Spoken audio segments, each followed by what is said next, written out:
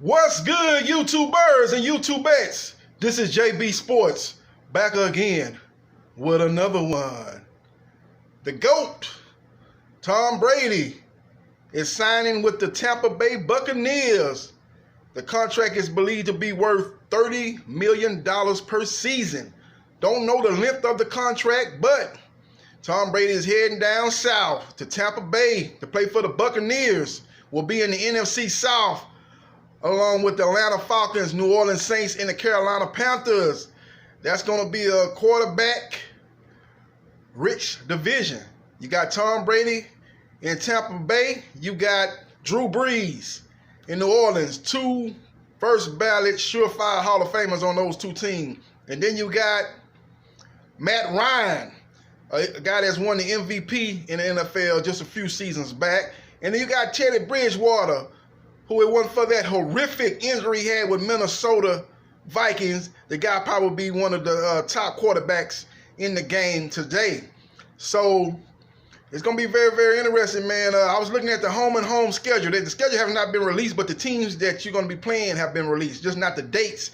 And Tampa Bay is going to have an interesting schedule, man, along with the fact that they're going to be playing, again, the NFC South. You know, Breeze and Brady, they'll be battling twice a season. Then you got Brady and Matt Ryan battling. You know, they battled in the classic Super Bowl when the Atlanta Falcons choked a big lead in that Super Bowl and ultimately succumbed to the New England Patriots and gave Tom Brady his 5th Super Bowl ring. Then you got Teddy Bridgewater, who did a hell of a job with the New Orleans Saints in the absence of Drew Brees when he was out with a thumb injury. So this is going to be a very, very interesting division. And the NFC South will be playing the NFC West. So Tom Brady will be able to go have some games down on his where he's from, in the area where he was born and raised at, West Coast. They'll be playing the Los Angeles Chargers, Las Vegas Raiders, and the Kansas City Chiefs. The Kansas City Chiefs will be coming to Tampa Bay to play the Buccaneers. So that game there will surely be a prime-time game. I wouldn't be surprised that game would be on a Sunday night or maybe even a Monday night or a Thursday night. But I can see that game more than likely being a Sunday night prime-time game on NBC. And then you got the other matchups going here with in the NFC West with those other teams. Like I said it before, the Los Angeles Chargers, the Las Vegas Raiders, the Kansas City Chiefs will be battling. And what other team I left out of there? Kansas City, Las Vegas, the LA Chargers, and there's one other team I'm missing, the Denver Broncos. So he'll be battling those teams there. The NFC South will take on the AFC West. And along with that, they'll be battling teams in the NFC North. They'll be taking on the Chicago Bears, Detroit Lions. He'll be going against his former coach that was coaching the defense when he won his last Super Bowl against the Rams.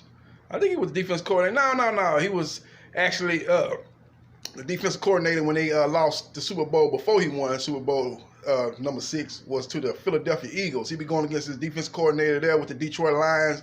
They'll be taking on, again, the Chicago Bears. And they'll be taking on the Minnesota Vikings, Kirk Cousins, and that team there is a very, very talented team. And they'll be taking on, who else? Detroit, Minnesota, Chicago, I'm thinking out loud. And guess who? The Green Bay Packers, Aaron Rodgers versus Tom Brady. Two surefire first ballot Hall of Famers will be matching up. Wouldn't be a bit surprised that game be on a primetime game, maybe Monday night or a Sunday night game or a Thursday night game. So just look for Tampa Bay fans, just look for your team to be on prime time a lot now that you got Tom Brady. You're gonna get the best TV slots with Tom Brady there, right along with the Dallas Cowboys. They'll probably have the most prime time slots in the NFC. You know, the game with Green Bay again, that'll be a prime time game. The game with the Kansas City Chiefs, Patrick Mahomes boy, when they got that game down there in Buccaneers Stadium, that game will be a prime time game. And some other matchup, the Drew Brees matchup. that game, I can see one of those games being in prime time, and the other game would probably be a 3 o'clock game. That'll be one of the headline games for Sunday afternoon. So, again, Tom Brady going to the Tampa Bay Buccaneers. He's got a lot of weapons to work with, man. You've got a speedster, Godwin, who's going to take the top off the defense, get down the field. You got the big time wide receiver who's got a good combination of size, speeds, and hands. You got Evans, the wide receiver out of Texas A&M. He'll be there. You got Ronald Jones, who's underrated running back, who's a pretty decent running back, man, out the backfield, who is a 3-down back who can run and catch the ball out the backfield. You got a tight end that talent hasn't been tapped yet, but a guy that has a lot of potential, who put up big numbers in the best conference in college football. That's the SEC. And O.J. Howard is going to be your tight end. Got a real good, decent offensive line. Got a good defensive line, good linebackers. Now the secondary is probably going to have to get tightened up, and still some good free agent veteran cornerbacks out there that Tampa Bay might try to acquire. And then you got the draft where they'll be able to maybe bring in some cornerbacks, develop, and help out the secondary.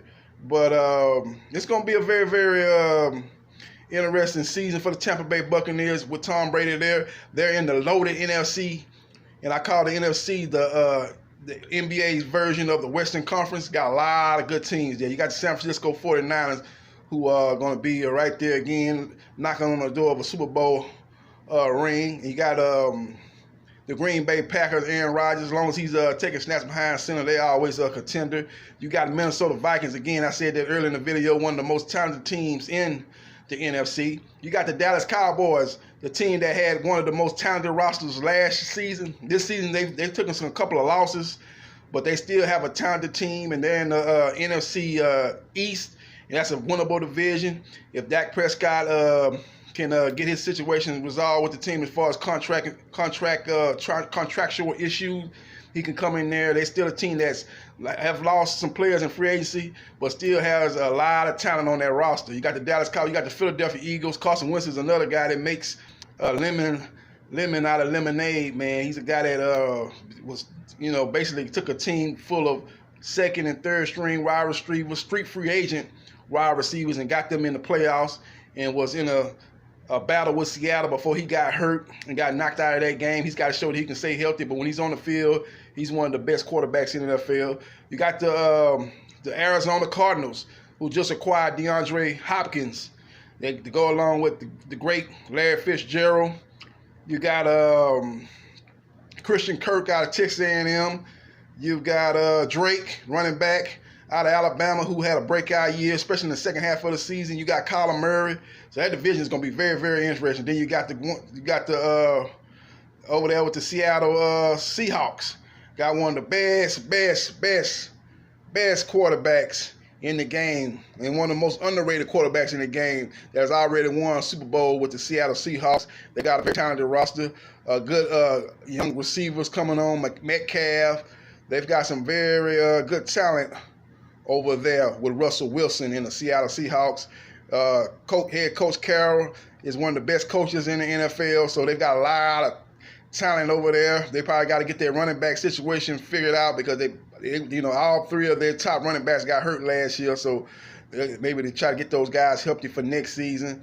And as long as you got Russell Wilson, you're gonna be and he stays healthy. That's another playoff contender too. So the NFC is gonna be very deep. Then you got the Rams, man. 1 year removed from a Super Bowl last year. A lot of people think that they were just horrible, but they just was in the NFC. I think they were 10-6 last year, but missed out on the playoffs. If they were in the AFC, they would have made the playoffs. So they've got cap issues. So I'm thinking they might have to take a step back. Jared Goff has regressed. The running back, they put all that money into Gurley, and he hasn't been the same since he sustained that leg injury. Hasn't been the same since then, and they've got a lot of money tied up in him. So I look for them to take a step back. But Arizona, Seattle, and San Francisco, you could probably have three teams possibly come out of that division and make the playoffs. So it's going to be very important for Tampa Bay to try to win the NFC South. And the team that they're going to have to get through is the New Orleans Saints, man. They're going to be right there. Carolina could surprise some teams. I like the head coach that they brought in, Matt Rule coming out of Baylor. I especially like the offensive coordinator they brought in, Joe Brady from LSU. I think he's one of the best young, bright minds in football. So I think they're going to be a team to be reckoned with. So the NFC is just loaded, man. The NFC is going to be loaded. And if Tampa Bay don't win that NFC South, it's going to be hard for them to get a wild card spot. But they've expanded the playoffs. Now it's going to be 7 teams in the AFC, 7 teams in the NFC. So that could possibly help Tom Brady maybe get a chance to get a wild card spot. You're going to have one team with the best record, going to have the bye week, and then you're going to have, basically that team 2 versus 7, 3 versus 6, and 4 versus 5. That's going to be your first round matchup, and the team with the best record is going to be the only one with the bye. So maybe they can get one of those last 2 wild card spots if they don't win the NFC South. But happy times ahead for Tampa Bay Buccaneers fans, so they hope, because the addition of Tom Brady to go along with Bruce Arians, who is known around NFL circles as a very good play caller, very aggressive play caller. You're known as what they call a quarterback whisperer. Let me say that a little bit lower, quarterback whisperer. And Tom Brady is one of the greatest of all time. Not that he would need a quote-unquote quarterback whisperer. He's got it done at New England with Belichick. And Josh McDaniels was known as a quarterback whisperer too. So you put him with Bruce Arians too, I think that's a recipe for a lot of success down there in Tampa, Florida. He's going to get out of New England Patriots playing in that bad weather. He's going to be playing in good weather there. The conference outside of Carolina Panthers, he don't have to worry about playing in any cold weather games. You're playing in a dome in New Orleans. You're playing in another dome in Atlanta. Now, when he plays the NFC South, he could potentially play up in Chicago bad weather.